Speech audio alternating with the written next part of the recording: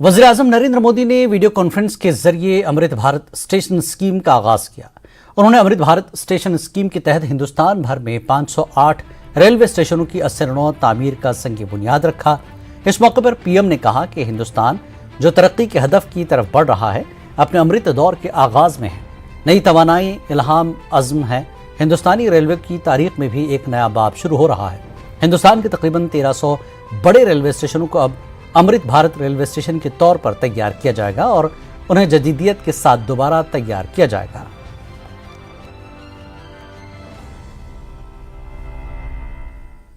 भारत के करीब 1300 प्रमुख रेलवे स्टेशन अब अमृत भारत रेलवे स्टेशन के तौर पर विकसित किए जाएंगे। उनका पुनर्विकास होगा, आधुनिकता के साथ होगा। इसमें से आज 508 अमृत भारत स्टेशनों के पुनर्निर्माण का काम शुरू हो रहा है और इन 508 अमृत भारत स्टेशन के नवनिर्माण पर करीब 25,000 करोड़ रुपए खर्च किए जाएंगे। आप कल्पना कर सकते हैं, ये देश के इंफ्रास्ट्रक्चर के लिए,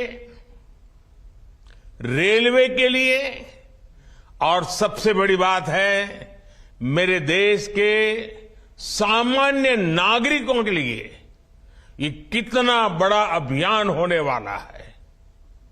इसका लाभ देश के लगभग सभी राज्यों को मिलेगा। मरकजी वज़ीर दाखिला और कोऑपरेटिव्स वजीर अमित शाह आज पुणे के दौरे पर थे। उन्होंने central registrar of cooperative societies के दफ्तर के डिजिटल पोर्टल के लॉन्च प्रोग्राम में हिस्सा लिया। इस तकरीब में महाराष्ट्र के वज़ीर आला एकनाथ शिंदे, नायब वज़ीर आला देवेंद्र फडणवीस और अजीत पवार ने पुणे में मरकजी वज़ीर दाखिला अमित शाह से मुलाकात की। शाह ने प्रोग्राम में कहा कि अजीत पवार नायब वज़ीर आला बनने के बाद पहली बार स्टेज पर आए हैं। इस दौरान अमित शाह ने मजाक में अजीत पवार से कहा कि काफी देर बाद दादा आप सही जगह पर बैठे हैं। आपको बता दें कि अजीत पवार ने नायब वज़ीर आला के बनने के बाद पहली बार अमित शाह के साथ स्टेज शेयर किया। अजीत दादा उप मुख्यमंत्री बनने के बाद पहली बार आए हैं और मैं इनके साथ पहली बार मंच पर कार्यक्रम कर रहा हूं, तो मैं दादा को एक बात कहना चाहता हूं।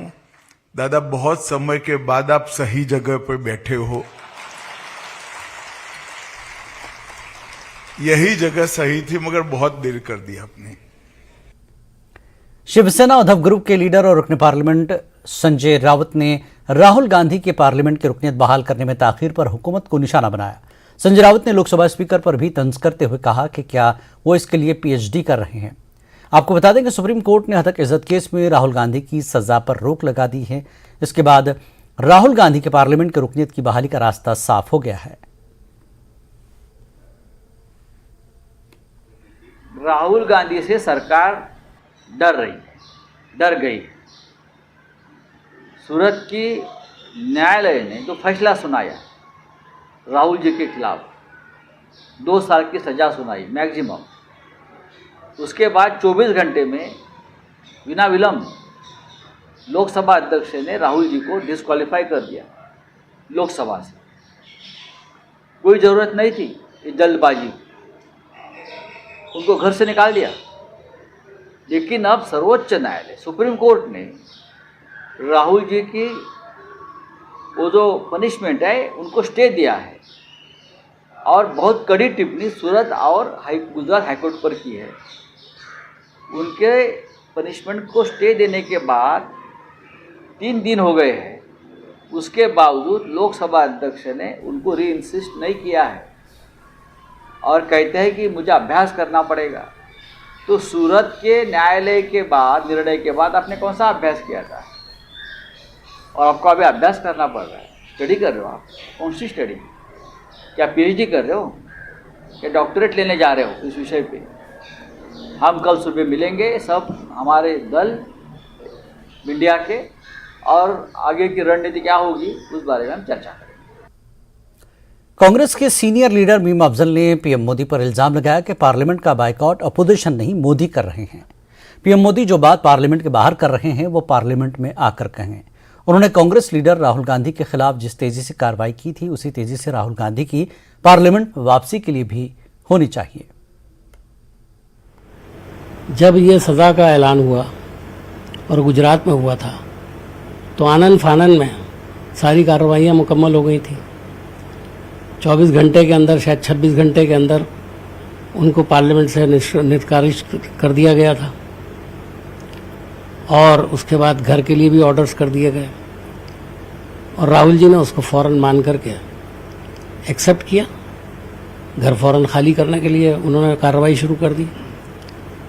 तो आज अगर हम ये उम्मीद कर रहे हैं कि जिस तेज़ी के साथ उस वक्त कार्रवाई हुई थी उसी तेज़ी के साथ इस कार्रवाई को भी किया जाए और जल्द से जल्द राहुल जी को पार्लियामेंट में आने का जो है वो इजाज़त मिले, तो इसमें कौन सी बुरी बात है। जाहिर है कि जो फैसला स्पीकर साहब को करना है वो जितनी जल्द होगा उतनी जल्द वो पार्लियामेंट में आ जाएंगे और अगर उसमें देर होती है तो फिर पार्टी देखेगी क्या करना है। ज्ञानवापी में एएसआई ने चौथे दिन भी सर्वे किया। एएसआई ने ज्ञानवापी में बेसमेंट का ताला मुस्लिम साइड से चाबी लेकर खोला, मजदूरों को बुलाया और उसे साफ करवाया। वेंटिलेशन के लिए एग्जॉस्ट लगवाया गया और लाइटिंग की गई। इसके बाद टीम ने तहखाने के अंदर सर्वे किया। ज्ञानवापी के तीनों गुम्बद, तहखाने और अहाते का सर्वे किया। एएसआई ने तहखाने में पैमाइश की, दीवारों के 3D फोटोग्राफी करवाई। स्कैनिंग चार्ट में दीवारों पर बनाए जाने वाले नवादरात के पॉइंट्स को नोट किया गया। आज कानपुर आईआईटी के 2 जीपीआर माहिरीन भी सर्वे टीम के साथ अंदर गए। बताया जा रहा है कि जीपीआर मशीन से सर्वे 1-2 दिन में शुरू हो सकता है। सबसे पहले आज सुबह एएसआई टीम ने ज्ञानवापी कैंपस में हिंदू मुस्लिम फरीक और इंतजामिया के साथ मीटिंग की। सिर्फ साइंटिफिक स्टडी चल रही है। तीनों जो सेंट्रल डोम है उसके नीचे स्टडी चल रही है, वहाँ पे फोटोग्राफी की जा रही, मेजरमेंट किया जा रहा है। तीनों गुम्बद के ऊपर वहाँ पे स्टडी की जा रही है। हाँ जी, व्यास जी के कमरे में भी काम चल रहा है। सारे जगह पे टोटल काम चल रहा है, स्टडी चल रही है और ये टाइम लेगी। ज्ञानवापी पर सुप्रीम कोर्ट ने निचली अदालत के फैसले को बरकरार रखा है। सुप्रीम कोर्ट की इजाजत देने पर मुस्लिम पर्सनल लॉ बोर्ड की नाराजगी सामने आई। इस सिलसिले में बोर्ड के तर्जमान कासिम रसूल इलियास ने न्यूज़ 18 नुमाइंदे खुर्रम शहजाद से खास बातचीत की। ज्ञानवापी मामले में सुप्रीम कोर्ट के द्वारा सर्वे की इजाजत दिए जाने पर all India Muslim personal law board की नाराजगी सामने आई है। ज्यादा बातचीत के लिए हमारे साथ हैं प्रवक्ता डॉक्टर कासिम रसूल इलियास साहब। कोर्ट ने तो जो निचली अदालत के फैसले थे उन्हीं की बुनियाद पर इजाजत दी है, आप लोगों को क्या आपत्ति है? देखिए, हमारा बुनियादी ऑब्जेक्शन ये है कि वर्शिप प्लेसेस एक्ट के आने के बाद अब किसी भी इबादतगाह के सिलसिले में कोई नया दावा एक्सेप्टेबल नहीं होना चाहिए। सवाल ये पैदा होता है कि ज्ञानवापी मस्जिद पर 5 खवातीन एक एप्लीकेशन देती है कोर्ट में कि सब जो उसकी सदर्न वॉल है, जुनूबी दीवार है, उसके पीछे हमको इजाजत दी जाए पूजा की। उसके बजाय अदालत जो है वो अंदर का सर्वे करवा देती है और फिर वो फव्वारे को शिवलिंग में तब्दील कर देती है, यानी शिवलिंग डिक्लेयर कर देती है और वहाँ पाबंदी लग जाती है, वहाँ वजू पे पाबंदी लग जाती है। अब जो है अगला वो स्टेप लिया गया कि हम पूरे सहन का सर्वे करवाएंगे और सर्वे करवा के जानने की कोशिश करेंगे कि उसके नीचे क्या है, मस्जिद के नीचे क्या है। तो इसका मतलब क्या है? अगर आपने जान लिया कि उसके नीचे क्या है तो उसके बाद अगला इक़दाम क्या होगा। तो जब ये हम हाई कोर्ट गए थे तो हमें ये तवक्को थी कि हाई कोर्ट पे रोक लगाएगा, लेकिन हाई कोर्ट ने ऐसा नहीं किया। उसके बाद सुप्रीम कोर्ट आया तो सुप्रीम कोर्ट ने बाबरी मस्जिद के मसले पर फैसला देते हुए सख्त तौर पे ये बात कही थी कि आइंदा कोई नया डिस्प्यूट नहीं पैदा होना चाहिए और उसके लिए वर्शिप प्लेसेस एक्ट मौजूद है। वर्शिप प्लेसेस एक्ट ये कहता है कि 15 अगस्त 1947 को जिस इबादतगाह की जो पोजीशन थी वो अला हाल ही बाकी रहेगी। सुप्रीम कोर्ट ने जिस तरह इजाजत दी है उसमें एएसआई से इस तरह एएसआई की तरफ से ये कहा गया कि वहां पर कोई खुदाई नहीं होगी, कोई बदलाव नहीं किया जाएगा, सिर्फ सर्वे किया जाएगा। देखिए, असल में एएसआई ने बाबरी मस्जिद के सिलसिले में भी सर्वे किया था, लगातार 3 बार सर्वे किया था और सर्वे की बुनियाद पर यह कहा था कि वहां पे पिलर बेसिस दिखाए गए थे जो बड़े किसी मंदिर के थे। जब ये मसला सुप्रीम कोर्ट में आया, अच्छा जब हाई कोर्ट ने तो उसका संज्ञान ही नहीं लिया, जब ये मसला सुप्रीम कोर्ट में आया तो सुप्रीम कोर्ट ने बहुत साफ तौर पे ये बात कही कि बाबरी मस्जिद किसी मंदिर को तोड़ के नहीं बनाई गई। दूसरी बात ये कही कि वहां जो कुछ भी निशानात मिले हैं खुदाई के जरिए से वो बाबरी मस्जिद के बनने के 400 साल कब्ल के हैं। फिर उस आर्कियोलॉजिकल सर्वे ऑफ इंडिया के जो पूरा अमला लगा रहा उस पर करोड़ों रुपए खर्च हुए। अब फिर इसी एक्सरसाइज को यहाँ शुरू किया जा रहा है। अगर आपने कोई चीज निकाल भी ली तो क्या आप स्ट्रक्चर को तब्दील करेंगे? क्या आप ये दावा करेंगे कि ये मस्जिद जो है हैंडओवर कर दी जाए? तो हमारा मानना ये है कि फिर उस कानून की रिलेवेंसी खत्म हो जाती है जो कानून लाया गया था। तो सुप्रीम कोर्ट से ये तवक्को थी हमको, हमें बड़ा अफसोस हुआ सुप्रीम कोर्ट के फैसले को देखकर, ये तवक्को थी कि वो इसकी इजाजत नहीं देगा। साइंटिफिक सर्वे हो रहा है और फिर आप ये जानने की कोशिश कर रहे हैं कि मस्जिद के नीचे क्या है, और आर्कियोलॉजिकल सर्वे ऑफ इंडिया जिन लोगों के हाथ में है वो क्या डिक्लेयर करेंगे ये भी हमको अंदाजा है। तो आप फिर एक नया डिस्प्यूट खड़ा कर रहे हैं। कैमरामैन जगदीश गौतम के साथ खुर्रम शहजाद, न्यूज 18 दिल्ली। देश प्रदेश में यहां रुकेंगे एक छोटे से ब्रेक के लिए। ब्रेक के बाद फिर हाजिर होते हैं।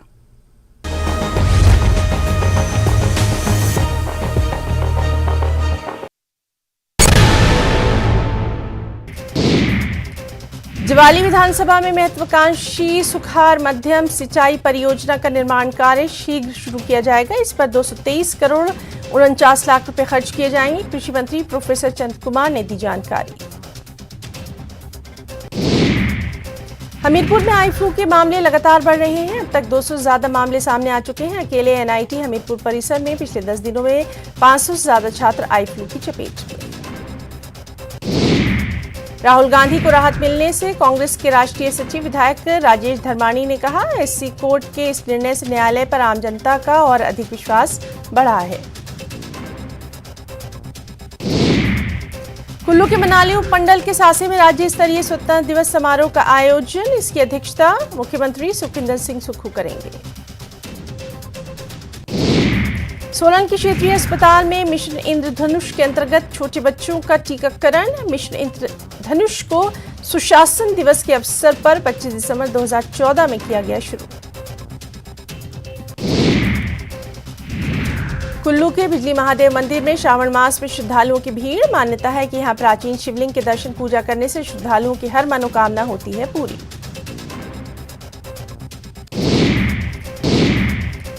ज्वाली विधानसभा में महत्वाकांक्षी सुखार मध्यम सिंचाई परियोजना का निर्माण कार्य शीघ्र शुरू किया जाएगा। इस पर 223 करोड़ 49 लाख रुपए खर्च किए जाएंगे। कृषि मंत्री प्रोफेसर चंद कुमार ने दी जानकारी। भारतीय किसान यूनियन मुख्तलिफ मसाइल पर हुकूमत को घेरने की तैयारी कर रही है। हफ्ते को लखनऊ पहुंचे BKU के तर्जमान राकेश टिकैत ने कहा कि 18 सितंबर को लखनऊ में एक बड़ी पंचायत मुनक्कद की जाएगी। हुकूमत अपने मुख्तलिफ वादों से मुकर गई है और उन्हें पूरा नहीं कर रही है। प्रेस क्लब लखनऊ पहुंचे राकेश टिकैत ने कहा कि अब किसान अपनी लड़ाई तेज करेंगे। 11 अगस्त को ट्रैक्टर मार्च निकाला जाएगा। लखनऊ में महापंचायत होगी 18 सितंबर की। उस पंचायत को हम करेंगे और उससे पहले 11 अगस्त की डीएम के वहां पे प्रोग्राम होंगे, वो ट्रैक्टर मार्च होंगे, उससे ज्ञापन दिए जाएंगे। ये सब इशू रहेंगे, जो लोकल के इशू हैं वे भी उसमें रहेंगे। महापंचायत में किन मुद्दों को उठाया जाएगा? भूमि अधिग्रहण के बड़े इशू हैं, क्योंकि लखनऊ की मीटिंग होगी तो भूमि अधिग्रहण का इशू आएगा। अलग अलग जिलों से लोग आएंगे, अपनी बात बताएंगे। उससे पहले तक बहुत सी समस्या आ जाएगी। सूखे से प्रभावित है, बाढ़ से प्रभावित है, ये पूरे देश भर में ये इशू चल रही है। हम अपना काम करें भाई, तो जनता है तो वोट जिसको देगी अपना दे देगी, जो ठीक लगा ये काम कर लेंगे। सब होशियार लोग हैं यहाँ पे। वहीं किसान लीडर राकेश टिकैत ने मुल्क के मौजूदा माहौल पर भी अपनी बात रखी। उन्होंने कहा कि मुल्क में हुकूमत या पुलिस हर एक को सिक्योरिटी नहीं दे सकती है, बल्कि हुकूमत की सही पॉलिसी ही सबको सिक्योरिटी दे सकती है। एक हमारे यहाँ के अधिकारी ने एक यात्रा कहीं को जा रही, उसको रोक दिया तो वो अपने कुर्सी तक नहीं गया तो उसका ट्रांसफर। तो इसका मतलब सरकारों की पॉलिसी है कि देश में दंगे हों। अधिकारी वहां पे पोस्टेड अधिकारी थे बरेली में, उसने कहा कि यहाँ को जाने से संदिग्ध हुआ है, यहाँ को रूट ना जाए। लेकिन हाथों में अवैध हथियार लेकर वहां पे वो कर रहे तो उनपे यहाँ की सरकार कुछ नहीं कहेगी। तो इसका मतलब राजा की पॉलिसी है। अधिकारी को क्यों फिर बदनाम कर रहे पुलिस को और फोर्स को, कि पुलिस के लोग जाए वहां पे वे मरे, उनका आपस में डंडा चला के एक पुलिस के लोग मर गए एक जनता के। जब सरकार की पॉलिसी है तो आप क्लियर बता दो कि हम ये चाहते हैं कि ये हो, तो जिसको उस रास्ते पे जाना होगा वो चला जाएगा। भोले भाले लोगों को, बच्चों को बहकाने का काम ना करें। एनसी के सदर डॉक्टर फारूक अब्दुल्ला का कहना है कि हरियाणा के नोक का तशद्दुद बीजेपी को 2024 के चुनाव जीतने में मददगार नहीं रहेगा। फारूक अब्दुल्ला ने न्यूज़ 18 जेके लिट से खुसूसी गुफ्तगू की। उनका कहना था कि गुज़श्ता पंचायती इंतखाबात का बाइकआउट उनकी तरफ से एक बहुत बड़ी गलती थी और वो अब कोई इलेक्शन नहीं छोड़ेंगे। दफा 370 की मनसूखी की सालगिरह पर जश्न मनाने वालों के बारे में पूछे जाने पर फारूक अब्दुल्ला ने कहा कि वो जश्न मनाएंगे ही, क्योंकि दिल्ली से पैसों के थैले उनके पास आते रहते हैं। ये जो नफरत का माहौल हमारे वतन में शुरू किया गया है, जो नू में हुआ है, ये उसी का नतीजा है। अगर इस वतन ने बचना है तो इन ढंगों से दूर रहना है। ये वतन हम सब का है, ये एक ही मजहब का नहीं है, ये सब मजहबों का है जो यहाँ रहते हैं।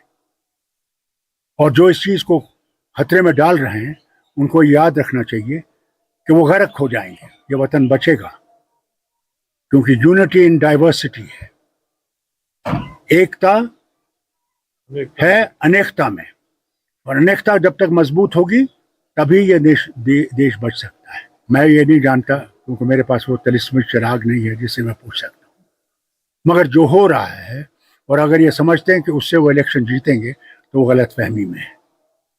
उससे नफरतें जरूर बढ़ेंगी मगर इलेक्शन जीत नहीं सकेंगे। जिनको जश्न मनाना है वो तो मनाएंगे, उनको मनी बैग्स आ रहे हैं ये करने के लिए। जिस दिन मनी बैग्स बंद हो जाएंगे उनके जश्न भी खत्म हो जाएंगे। क्यों दिया जाएगा? क्या बाकी लोग मर गए हैं? हमने सबसे बड़ी गलती ये की थी कि हमने पंचायत इलेक्शन में हिस्सा नहीं लिया, मगर अब सवाल ही नहीं है, कोई भी इलेक्शन हम छोड़ने वाले नहीं है। आज उधमपुर के दफ्तर में नेशनल कॉन्फ्रेंस का इनेकाद किया गया, जिसमें सूबाई सदर नेशनल कॉन्फ्रेंस रतन लाल गुप्ता मेहमान खुसूसी के तौर पर मौजूद थे। इस मौके पर बड़ी तादाद में एनसी लीडरान, जिले के कारकुनान मौजूद थे। इसका मकसद जम्मू कश्मीर में आने वाले शहरी बल्दियाती इदारों और पंचायती इंतखाबात के लिए जिलाई बॉडी को तैयार करना था।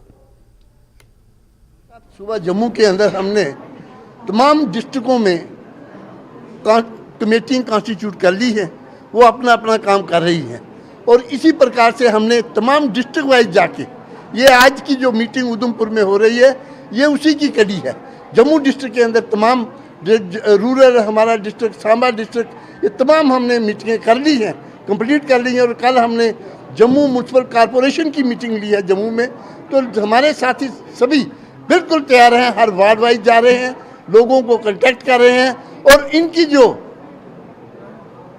जम्मू कश्मीर के अंदर जो इन्होंने लोगों की हालत की हुई है, जो लोगों की परेशानी जो हैं, वो तमाम लोगों के सामने आ रही हैं। और यही हमारे मुद्दे हैं।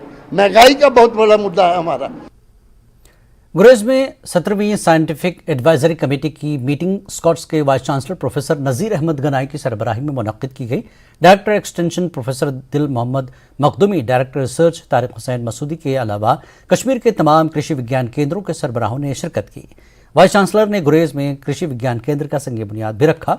वाइस चांसलर का कहना था कि गुरेज कालाजीरा से लेकर आलू और मुख्तलिफ दालों के लिए जाना जाता है और स्कॉट्स की कोशिश रही कि गुरेज में ज़राई शोबे की नई बुलंदियों तक पहुंचाया जा सके। एसडीएम गुरेज डॉक्टर मुदस्सिर वानी, केवी के गुरेज के सरबराह डॉक्टर बिलाल भट्ट और केवी के बांडीपुरा के सरबराह डॉक्टर तारिक सुल्तान भी मौजूद रहे। शेर कश्मीर ज़री यूनिवर्सिटी का बहुत तवज्जो है जो हमारे ट्राइबल और बॉर्डर एरियाज हैं, उनमें बांडीपुरा एक हमारा डिस्ट्रिक्ट है। और बांडीपुरा में आज हमने दूसरी केवीके का जो है ना फाउंडेशन स्टोन आज यहाँ पे रखा है। पहला हमारा इसका KVK है वो बांडीपुरा में, दूसरा गुरेज में है।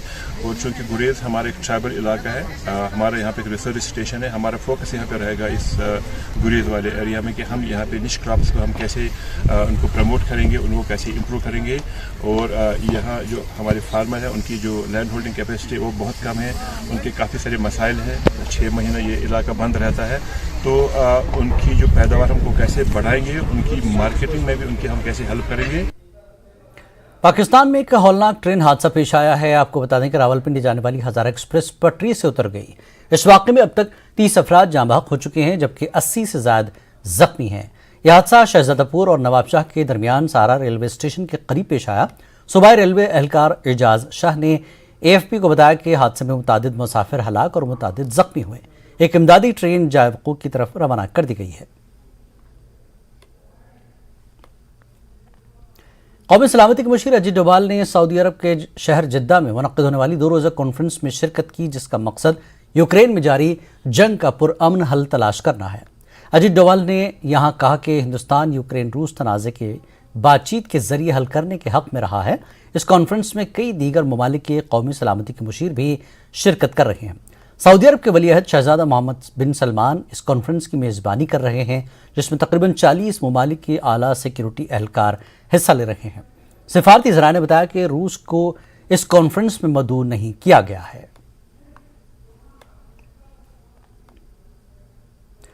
कुलगाम इनकाउंटर में शहीद होने वाले बांडीपुरा दाचीगाम के वसीम सरवर को आज पुरनम आंखों से सुपुर्द खाक किया गया।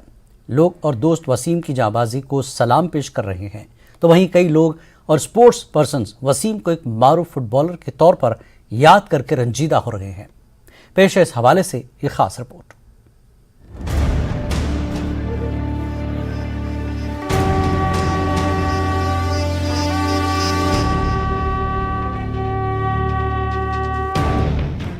बांडीपुरा दाचीगाम इलाके से ताल्लुक़ रखने वाले 31 साला वसीम सरवर को आज पूर्णम आंखों से मकामी कब्रिस्तान में सुपुर्द खाक कर दिया गया। वसीम को फौज की कलफोर्स के GOC मोहित से DIG शुमाली कश्मीर विवेक गुप्ता, SSP बांडीपुरा के अलावा ADDC और ACR बांडीपुरा समेत दर्जनों अफसरान ने गुलहाए अकीदत पेश किया। शहीद वसीम की लाश आबाई इलाके में पहुंचते ही पूरे इलाके में गम और मातम का माहौल देखा गया। शहीद वसीम की नमाज जनाजा में शामिल होने के लिए हजारों लोग पूर्णम आंखों से मौजूद रहे। ये जो आज शहीद हमारे बचे हुए हैं वसीम अहमद, ये बहुत नेक और उम्दा जवान था। इसका चाल चलन इतना अच्छा था कि पूरे गांव पूरे शहर आज इसके जनाजे में शामिल हुआ है। ये एक फुटबॉल प्लेयर था और इसको हमने सिखा दिया था, बहुत ज़बरदस्त प्लेयर था ये और जवान भी अच्छा था ये। आज जो गाँवों में जो मातम हुआ है, कल से गाँव में किसी ने खाना नहीं खाया है। वसीम बहुत अच्छा लड़का था, शरीफ लड़का था, गांव में सब के साथ अच्छा था और फुटबॉल भी खेल रहा था। इकरा स्पोर्ट्स क्लब इसी ने शुरू की, इसी ने फुटबॉल शुरू किया यहाँ दाचीगाम में। ये बहुत अच्छा खिलाड़ी था। फिर ये फ़ौज में गया, तो 2014 में फ़ौज में गया, तो उसके बाद भी ये टीम के साथ था, फ़ोन करता था। जब ये छुट्टी पे आता था तो ये खुद खेलता था यहाँ। वसीम सरवर 2014 में फौज में भर्ती हुए थे। भर्ती होने के बावजूद वसीम ने फुटबॉल खेलना नहीं छोड़ा और लगातार अपनी खेलकूद की सरगर्मी को जारी रखा। मकामी लोगों के मुताबिक वसीम की शहादत ने पूरे इलाके को हिलाकर रख दिया है और पूरी बस्ती में मातम और गम का माहौल देखा जा रहा है। वसीम की शहादत से लेकर आखिरी रस्मात की अदायगी तक DSP हेडक्वार्टर शफात मोहम्मद की क़यादत में पुलिस ने काबिल सताइश काम अंजाम दिया, जिसकी वजह से वसीम की आखिरी रस्मात को ऐसे तरीके से अंजाम दिया गया। वतन के जानिसार हैं, वतन के काम आएंगे। हम इस जमीन को एक रोज आसमां बनाएंगे। वतन की खाक से मरकर भी हमको उन्स बाकी है। मजा दामने मादिर का है, इस मिट्टी के दामन। न्यूज़ 18 के लिए मोहम्मद सईद की रिपोर्ट। इस बुलेटिन में फिलहाल इतना ही। आदाब।